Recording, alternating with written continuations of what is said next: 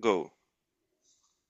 Hello, everyone. It is an honor to be here with you, and I'm very excited to share some very simple and hopefully useful ways that can help us get out of this fear around the what if AI will take over every profession imaginable and there will be nothing left for us to do, and instead give you ideas around why I believe that AI will not actually replace human-centered professions. And I want to offer you this perspective from a number of different places, but in particular, I want to offer you the perspective from the field that I've been involved with for almost 20 years, which is the field of positive psychology, and how understanding human psychology is going to give us these 5 key insights on why AI cannot replace human-centered professions.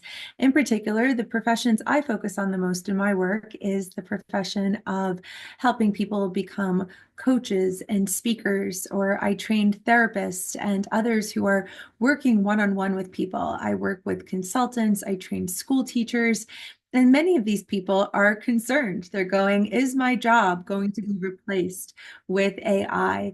What can I do? What do I need to do in order to protect myself? So I want to take just 30 seconds to tell you what is the field of positive psychology and how does it possibly even relate to AI? So my background is the science of a field that was studied and started in 1998.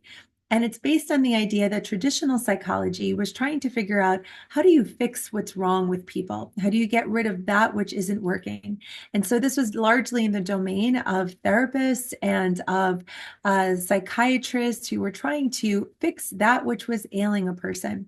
And positive psychology came around and said, hey, just because a person is not depressed, a person isn't anxious, doesn't mean that they know how to be happy or how to be flourishing or how to thrive. And so positive psychology is the scientific study of optimal human functioning, aiming to discover and promote the factors that allow individuals and communities to thrive. And so I bring this vantage point around flourishing, about resilience, recognizing that the field might also give us a lot of ideas around how do we help people be resilient to many of the rapid changes that are happening on a day-to-day basis. So my work is I run the Flourishing Center, and I also started the Center for Positive Education and the Center for Positive Business. And since 2006, I have been training people on how do they take the science and translate the science into a purpose-driven career, actually doing this work to help people. So you could imagine that for all of these years, I've trained over 2,000 practitioners in over 53 countries, and many of these people have devoted lots of money, lots of time into building their careers. And now, very much like you, they're asking this question, am I going to be replaced? I've worked on becoming a coach, building a business, getting my work out there, teaching people what is coaching. Am I going to be replaced all of a sudden by an AI coach?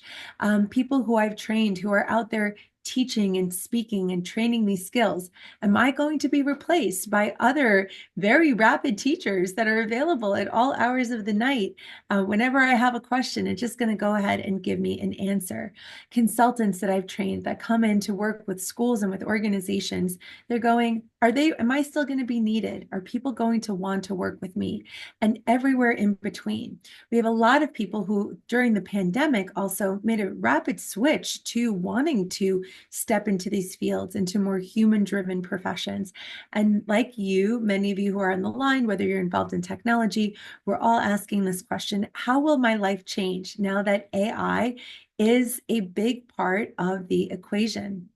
And so I'm going to give you my five whys and how people who are in professions that are people driven will not be replaced. And the importance of this is going to come from understanding the research science around how human beings are wired. So we can't separate out the what will people ask for, what will people need, from understanding human behavior, which the field of positive psychology offers us. And not just the behavior of surviving or languishing, but the behavior that goes into how to help people flourish. And so, one of the places I actually want to start off is also taking a moment to take us back in time to look at what are some other historical moments that have been somewhat similar, where things have come into the popular domain that have grown in people's understanding that actually ended up not being so good for us. And so I like to say that when we think about the difference between working with a therapist or working with a coach, from a positive psychology perspective or from a traditional psychology perspective, there's a lot that can go into what makes people feel connected and what makes people feel like they are actually getting a benefit. And years ago, I spoke to someone who was a traditional psychologist when people were just starting to take fields that were traditionally physically face to face in person and take them onto digital spaces. So even the telephone. So this was an old school therapist who'd been trained in Freudian psychoanalysis. He's used to people coming in, laying down on a couch in his office where he would sit behind them and he would ask them questions. And when all of a sudden he heard that therapists were doing therapy over the phone, or back then it was Skype. People were Skyping with their clients, not to mention life coaches who weren't even trained therapists and psychologists. They were working primarily over the phone. And he said, doing therapy on the phone is like having sex on the phone. They're just not the same. And so he's like, we can't compare therapy to phone sex, right? And that was just the idea that you could actually take this physical connection where you're sitting face to face with a therapist and that you could actually be on the phone and not be physically together. And of course, there's so many people who do telemedicine and telehealth. And then another metaphor that we can play with is the idea that there has been other times where we've tried to replace actual real things with things that are maybe taste like it or connect like it, but aren't the real thing. And so I want to take us back to the 1990s, where there was this movement for there was this movement where people's weight in the United States in particular was going up and up and up. We had more people that were becoming overweight, more people were becoming obese, and a greater need for making a big change. And so they started to pull the fat out of things, thinking that fat was making people fat. And butter, they thought butter was the reason why people were getting such high levels of cholesterol. And so they told everyone, butter is bad for you. These studies came out saying the cholesterol is a problem. In order to cut cholesterol, you have to stop eating butter. And then the marketer uses as a great opportunity to say, okay, well, if people aren't going to be eating butter, let's get them to eat margarine. And so there was this whole movement to get people off of butter onto margarine. And there was this series of commercials that were done that were the I can't believe it's not butter commercials. And if you are like me and you were growing up anywhere in the US around the 80s, 90s, early 2000s, you probably have experienced this commercial. So I just want to play it for you just to get a good laugh. They had this blonde, stocky, gorgeous man, always in some sort of weird scenario, and then opening up and buttering some butter and going, I can't believe that this thing that's margarine isn't butter. It must taste just like butter. So just for 6 seconds, I want you to have a little flashback of what this was. She wanted to remember the love they shared for butter, but cholesterol took away their passion until... I can't believe it's not butter. I can't believe it's not butter. The taste you love without the cholesterol. What a work of art. So we hear people say, I can't believe it's not butter. Very similar to, I can't believe it's not human when they're interacting with an AI, when they're interacting with this thing that can actually seem as though it's doing coaching or therapy or giving you information, as though it actually cares, as though it actually understands you very rapidly, in fact. And so when most people go and they start to interact with a GPT for the first time, this is one of the things I hear them say, I can't believe it's not human. But what we know is that the same way that margarine is actually not butter, talking to a GPT for something that would be creating human connection is not the same as actually interacting with a human who's able to support you and help you. However, it can be really good, especially if you've never had butter. We've never had butter. You actually might think that what you are tasting is actually pretty delicious. You might actually think, wow, this is really powerful. I can turn to something that can offer me support whenever I need it. And so what's going to happen from my prediction, and of course we could barely predict, but we can get some ideas around things, is that the people who are somewhat okay at their human-driven careers will continue to maybe stumble because they will actually have a hard time doing better than the AI can do. Mediocre therapists, mediocre coaches, mediocre educators, mediocre consultants, mediocre managers are going to be replaced from the perspective that AI can actually do a better job. But if you look at what humans need and what we're biologically wired for, there is still a reason, and I'm going to again argue 5 reasons why the human-driven professions of coaching, teaching, speaking, therapy, medicine from the perspective of actually having a doctor that knows about you and cares about your health, an educator that's supporting you. There's 5 reasons why we will not see the people who are good, really good at what they do, who take a research-based approach to what they do and actually really care to become masterful in what they're doing, they're not going to be replaced by AI. So the first principle, and I'll use my little 5 fingers here, my digital 5 fingers, is all human beings are wired with a need to feel as though they matter, as though they are growing. It is the need to grow, the need to develop, the need to become in some ways better than who we were or from where we came from. This is something that's wired within all human animals. And being content, just being fine with life, is something that we share that capacity with other animals that don't have the capacity to think about the future or think about the past. But human beings, because of our big brains, our neocortex, our whole outer layer of our brain, wires us to constantly want to improve.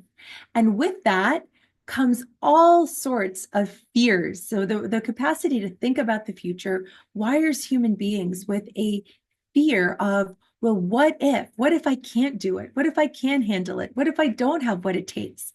And so when we look at these human professions of coaching, teaching, therapy, consulting, managing, educating, having somebody believe in you is something that AI can't do. And that belief is a huge component to why therapy and coaching is effective in the first place.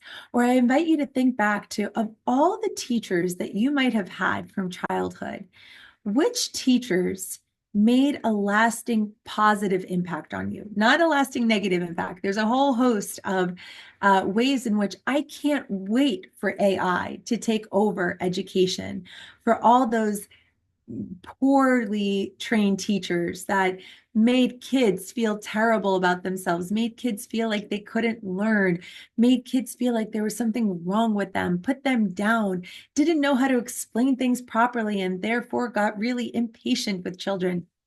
AI will replace those teachers for ways in which it might actually be for the better. But the teachers that positively supported you, those were likely the people who invested in you. They believed in you. I remember one of my earliest the teachers from my high school that made such a dramatic impact on me. She taught us Photoshop before anybody knew Photoshop. I was an art major at the time, and she said to everyone, trust me when I say, if you want to be an artist, you are going to need to know how to use this computer program. And we were all like, what do you mean this computer program? And she's like, you need to learn Photoshop. And I joke to this day, the little bit of Photoshop skills I got from high school, I still use. But she was someone who believed in me. She was someone who continued to believe in my art and believe in what I was creating. And she made such a positive influence in me that even just 3 years ago, I wrote her a gratitude letter and got back in touch with her because she was such a positive source of inspiration in my life. And even to say, thank you, those Photoshop skills that you taught me really helped me as an entrepreneur because I'm always fixing what designers do for me because I like it done a very certain way. And this is true as well for therapy and for coaching as well.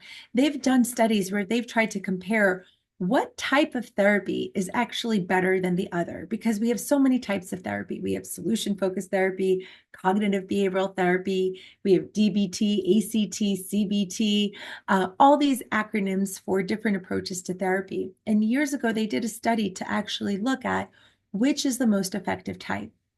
And they found that there was no difference in the type. What mattered most was the relationship between the therapist and the client. The same is true for coaching. It's the power that somebody cares and somebody believes in you. That's what creates change. That's what propels a person to take just the concept of information that they're getting and actually be able to put it into practice. So people will constantly crave that human to human connection of someone who could say, you got this.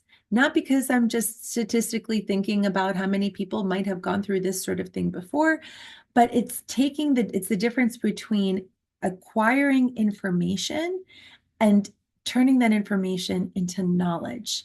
And AI is artificial intelligence. It may be intelligent, but it's not knowledgeable about how to connect with individual humans.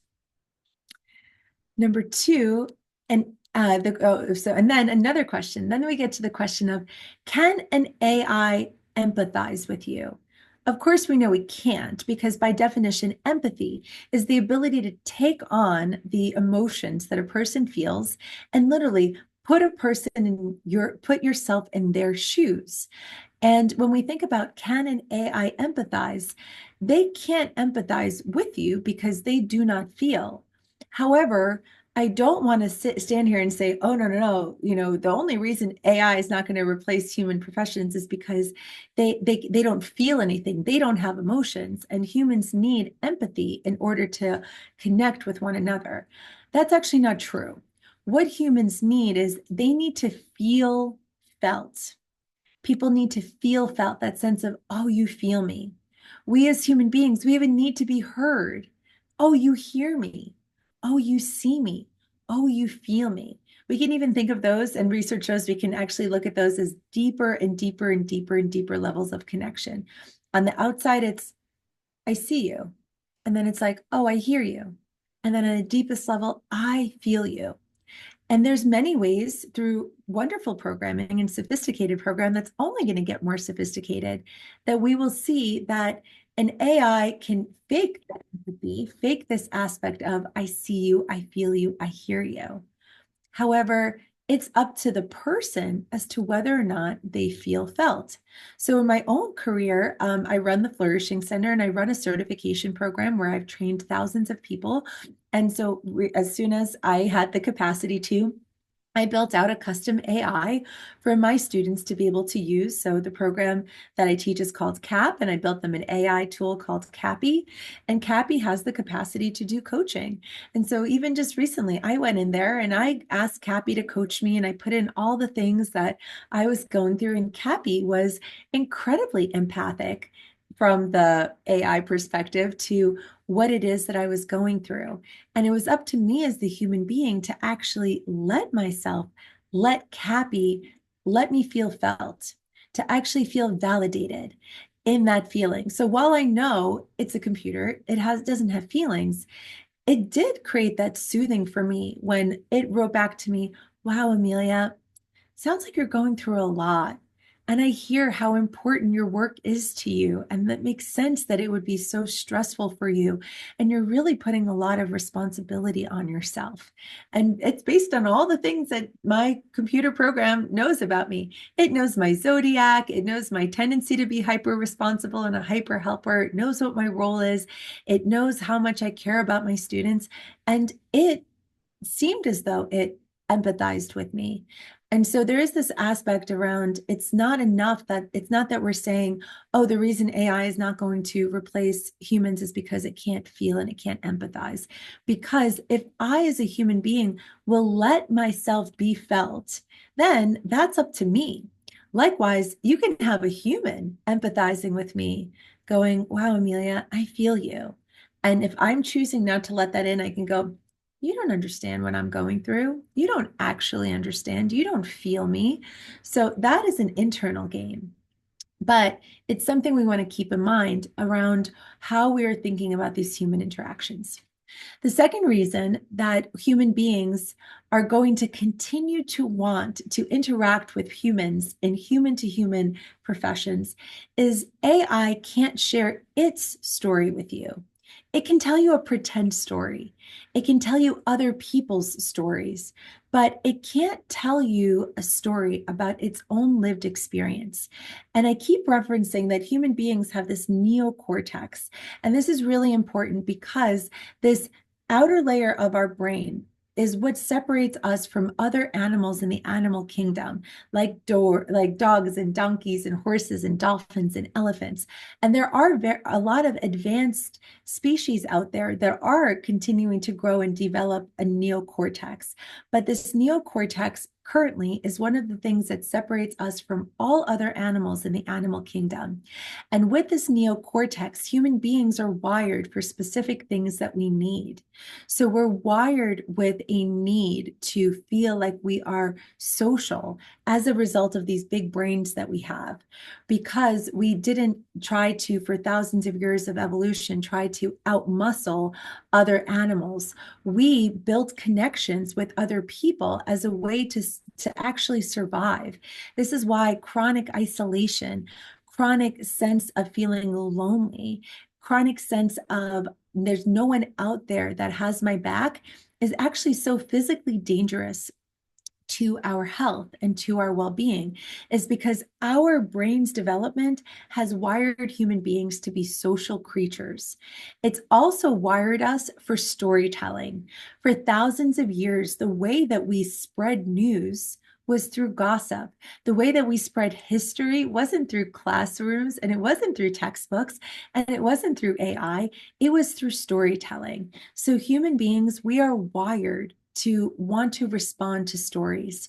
Stories capture our attention. Stories are the reasons why we get lost in books, why we get lost in movies, and why when someone shares our story, their story with us, we feel an immediate sense of connection. And so I want to share two stories with you to drive this home. Years ago, I was in a program where someone got up and they shared a story with the group. And this woman got up and she told this story that had half the room in just tears. And the invitation was to share a story about a time where you felt like you were at your best. And this woman got up and she shared the story. She's a woman in her 70s. She'd been married multiple times before. And she told us the story of her late husband and what it was like with him and taking care of him in the last few days of his life. And she told us this dramatic story that burst our hearts open around how she laid in bed with him for those last 6 days. She wouldn't get up for anything other than to use the bathroom. And she kept petting him and touching him and watching him breathe, because she knew this were the last few days of his life. And she was going to soak up every single minute that she could. And she spoke to him and she sang to him and she cried and she cuddled herself in his arms the way that he had spooned her. And we are all just gushing and feeling so much love and so much connection to her and so much awe, and bringing us back to almost wondering, like, could I do that? if someone I loved was dying, could I lay with the body? And then she told us that when he actually did die, she laid with the body still for hours before she could finally pour him away. When she could no longer feel the heat on his skin, that is when she finally got out of bed. So we're all just so struck, crying, so moved by this story. We find out later, months later, that the whole story was made up by this woman, and that the woman actually has a social personality disorder. Some would call her a sociopath, some would call her a narcissist, but apparently she had swindled all of her previous ex-husbands and was famous for these stories that she would make up. And I just remember being crushed. I remember being crushed, not because she lied to us, but because her story was so captivating. And the story lit up within me a desire to believe in humans that do this, the humans that could be so devoted. It brought up within me, may I love someone this much in my lifetime that I will be able to bring this level of devotion and commitment and love. And so it was fascinating to see how this fake story went from inspiring a person to going, well, never mind all that. That wasn't true. It was a made up story. And AI can only share made up stories with us. But when a person is a person you trust, a person you care about, tells you their story, something changes within us. It changes the way we listen.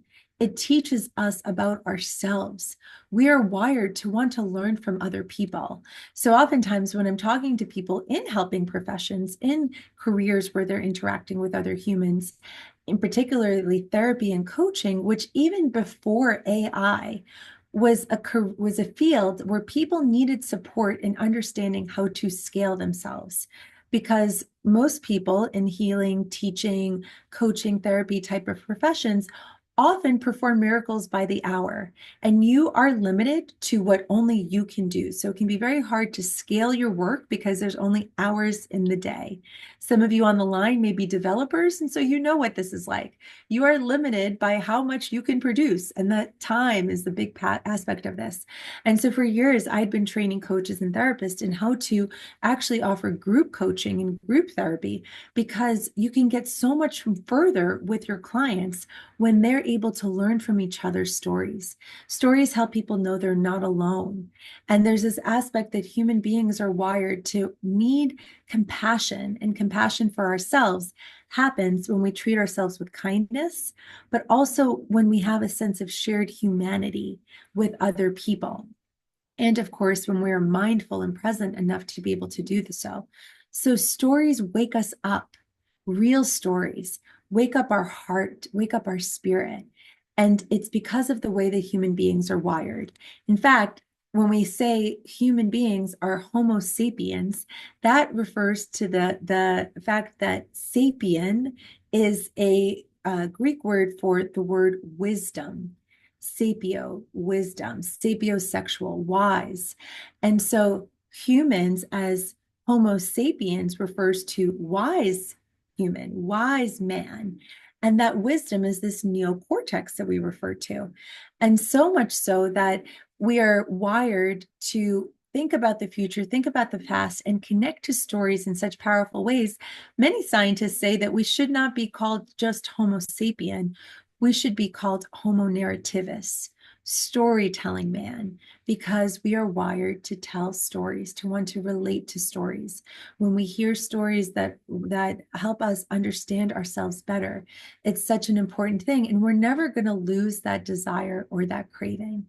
In fact, I think if we were to start to lose the desire to hear one another's stories or to be captivated by stories, that is when our level of human narcissism is going so off the charts that we need to worry about human beings hurting one another, not AI, because stories are the foundation of connection. And I told you I would tell you two stories. And so now I also want to tell you one of my stories of resilience, to just drive the difference when you know that I swear to God that this is a true story, which is I did get to be by my father's bedside when he passed away. And I got to sit and watch him take his last breath.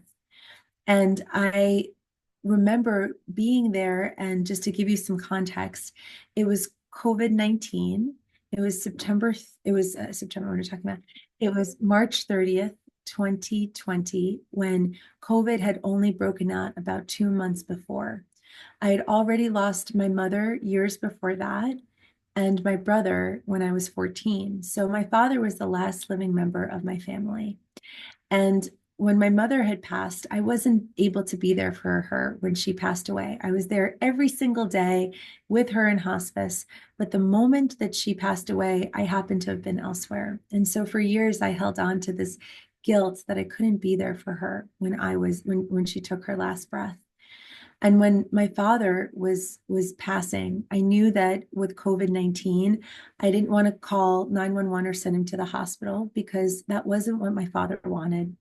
His dying wish was that he wanted to die at home with dignity, and not alone in some hospital room where I wouldn't be able to be by his side, and some sterile environment. And so I got to sit there and hold his hand with a little oximeter on his finger. And I got to watch the oximeter reading go down from 70 to 50 to 40 to 30 to 20 to 10. And literally, I got to watch life force, energy, air, oxygen leave his body. And I thought to myself, I got so many lessons out of that moment. And the first was the importance of locus of control. So many things in our life feel completely out of our control, but here was this little monitor that helped me feel like I had a modicum of control over the situation, because I knew I'd be able to tell the end was coming soon. I would actually be able to see him stop breathing. And there he was when he took his last breath. It went from watching his face that sort of looked like it was like this to, for a moment, he smiled, and he hadn't moved in hours. He went, and for a moment, he looked like an angel. He looked like a cherub. He looked like he was eating the sweetest food he had ever tasted. And then he passed away, and the oximeter said 0, and he was no longer there. And I cried and I wailed and I went through all the feelings that I would have normally felt. But I had this incredible feeling of peace and gratitude in a way that I wouldn't have before, because I got to see that moment and I got to feel that there was perhaps peace at the end of his life. So I thank you for listening to my story. I still have number 3, number 4, number 5 that I want to share with you. And I'm eyeing the time. I can feel love going, watch the time, Emiliya. Actually, I'm trying to eye the time, but this thing's blocking me. Okay, yeah, I'm eyeing the time, love. I'll get to the others in a second. But I just invite you to notice what happened within you when you were listening to my story, a story that you knew was true. And I invite you to think about times when you might have gone through something difficult, and here a person is able to support you in being more resilient, or finding the silver lining, or finding gratitude in those really tough moments, or how to persist when things are really hard. When you know the story is true, it changes how you receive it. And we're wired to want to hear each other's stories, to want to learn from people's lived experiences, not from a made-up experience from an AI. The other, number 3, is AI can't create delightful real-life experiences for you. So I believe that AI is actually going to bring back a revolution of bringing us back into actual real-life connection with people, for those who are creating human experiences for one another. So I run retreats where, while I teach online courses and do the storytelling and do the empathizing and believing in my clients and my students, I bring people together in real life experiences. And that craving is going to go up and be stronger than ever before. AI can give you ideas on games and activities and gifts and props and things that you can do, but it can't actually create it. So in terms of the future of education, I've been saying this for years, and I run the Center for Positive Education, that the future of education is going to be experience curation. The teachers are going to have new roles with AI being around, but they're not going to be replacing the capacity of the teacher to create an experience for their students, to create mentorship, to create delight, to create fun, to create play. These desires are actually going to be higher than ever. I specialize in getting adults to play and create in-person experiences. I happen to also have a professional career before I came to positive psychology. 2 decades ago, I was a party entertainer for 12 years. And so I love creating experiences for people. And so more and more those interactive places of connection, whether it be physically mailing something to someone or the actual face-to-face contact, there's going to be a greater craving for those in-person connections and the capacity to delight, to make people go, wow, look at that. We're going to have more of a desire for those in-person experiences. Number 4 is that human beings are also wired. Remember this neocortex I was talking about? We are wired to be social. And in that desire to be social, it's an essential thing, it's an essential need within us to not just feel that we belong, but to feel like we matter, that we impact someone else. And so the number 4 reason that AI could not replace human connection or careers that require humans is because we are wired to want to be in a reciprocal relationship with something. So yes, there is ways in which we train our AIs by helping them interact with us. But when you're working with a teacher, when you're working with a coach, when you're working with a therapist, when you're working with a massage therapist, when you're working with a doctor, when you're working with any of these places where you're interacting with humans, if the human is well versed and well skilled in what they're offering, you will know that in your interaction, you are value to them the way that they are value to you, because there's this reciprocity that comes. We like to say to teach is to learn, and that you know that when you are a pupil of a human being, you are helping them become a better teacher. You are helping them become a better therapist, a better coach, a better doctor. And it's that reciprocal relationship where they thank you. They thank you for being their client. They thank you for being their student. They actually are learning from you. That's wired within us to be something we're wired to respond to, because human beings are wired to feel like we matter. There's a saying that was said by a professor at the University of Pennsylvania. She says, human beings are matter that yearn to matter. We're physical matter made up of electrons and neutrons and protons that form together to build a molecule, and those molecules come together to form cells and connect and create tissues and organs and digestive systems and systems that talk to each other. So we are this physical matter. But within that physical matter that we are, we want to matter. And people feel that they matter when 2 conditions are met. One is they feel like they are able to add value. And the second is they are recognized for the value that they add. And that ability to say, you matter. Lev, you matter because you run this program for people.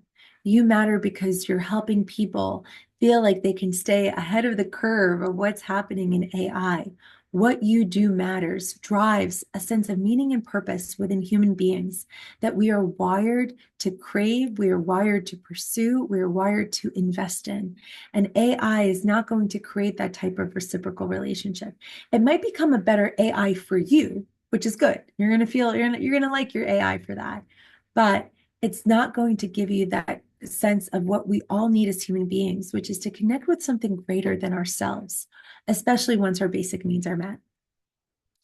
And then number five, and I'm most excited about number 5 because I also believe that this is going to spearhead a whole other field that has been in existence for almost 30 years that most people just don't know about, that doesn't receive as much funding as it absolutely could. But there's whole studies and whole journals devoted to the field of energy medicine and energy psychology, which is studying everything from mental energy and actually showing that mental energy can, such as prayer or intention, can actually impact physical matter.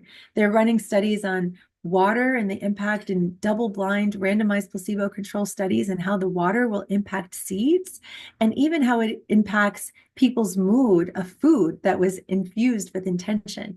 So there's actually a whole field that studies the concept of energy and energy, how it can be felt and how it can be stored and all of these other things. And there's also a scientific study of intuition and who are these people who have strong intuitive abilities and how that intuition is actually a human process that we all have of understanding and taking in lots and lots of information. An AI cannot read your energy and it cannot use intuition. Humans are going to continue, especially those that are masterful and good at what they do, they're going to continue to be needed because there's going to be a way in which we help our clients, our patients, that AI can't, with this capacity to bring our intuition into the conversation and to read energy. Energy, you feel if you've ever been in a room and you're in a conversation, then all of a sudden you sort of like feel someone's looking at you and turns out they are, or you're looking at someone across the room and all of a sudden they look at you. That's a feeling of energy in the body. And intuition, when you talk to master coaches and therapists, they bring intuition into their coaching sessions and their therapy sessions through imagery, through metaphors. There's many times within my sessions with my clients where I'll know something. I have no clue how I know it, but I know it. And then I check in with my clients. It's like, how does that land? And they're like, how did you know that? And it's just a sense. It's a sense I'm getting through micro expressions. And of course, very, very advanced AIs may be able to read micro expressions and tone of voice, but this deeper level of energy reading and intuition is not something that AI is going to be able to do. It is a level of proficiency that still requires human beings to be a part of. And what's really exciting to me is because I think that more and more as people start to consume margarine and then they consume butter, they're going to want to also use science to understand, well, what is that difference? What is that ingredient? In this case, we know it's actually good, healthy fats for AI and margarine. I'm sorry, for margarine and butter. But within AI, what is the thing that people are going to say is this intangible thing that I don't understand, but I feel. And I do think it's actually going to further spearhead the field of energy medicine because it's already there. We even have energy detectors that can actually quantify things that we're measuring within the room, within people. And so I think it's actually going to spearhead that because there's also something people are going to crave, which is just, I don't know, something about just being with this person makes me feel good. That's a person's energy. And you can't get that from AI, and you can't get it from a massage chair. There's still an aspect. I've been in some really, really, really good high-tech massage chairs. And even if they try to think about trying to, create massage and touch with a machine, there still cannot transfer the energy that's felt between people in a room together, gathering people in human to human connection, and even in live human to human virtual connection, there's an energy transference that happens that is wired within us to want to respond to. And there are fields that study positive energy within leadership, within the workplace. And we know that human beings were contagious to each other's energy and each other's emotions. We're contagious to each other's facial expressions. And some of this may be created through experiences within artificial intelligence, but at the end of the day, it is not something that is going to replace human beings. So I'll end with this last note and I'll pass it back over to you, Lev, I hope this gives you hope, pun intended, that it's not all doom and gloom. And I think that AI is an incredible tool. It's going to be a wonderful tool for people who work within human fields to free them up to actually do more of the human stuff that they're really good at, that only they can do.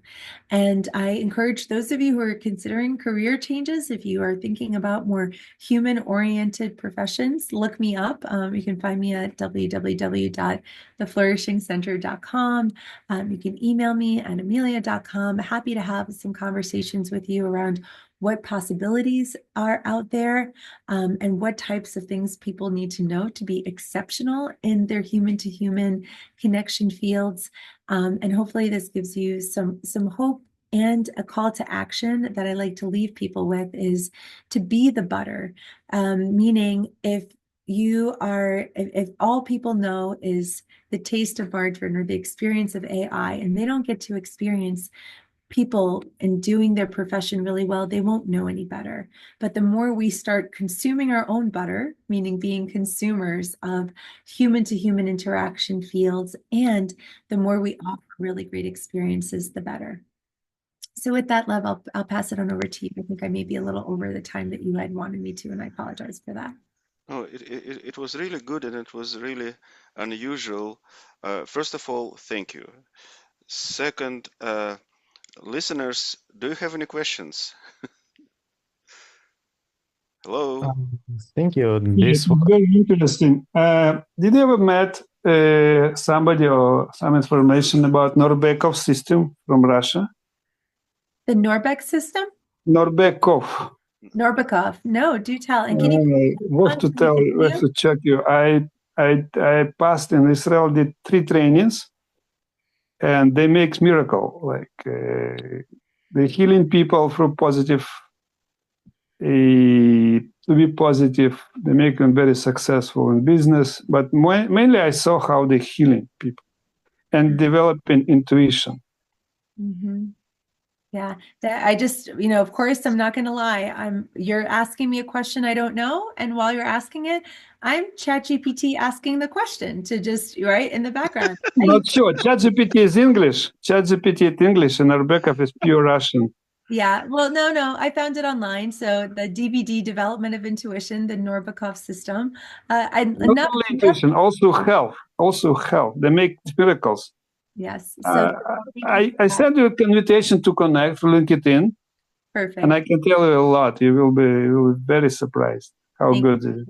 So yes, what I think you will see is more intuitive healers, more people looking for those sort of solutions, because it's speaking to something that's intangible.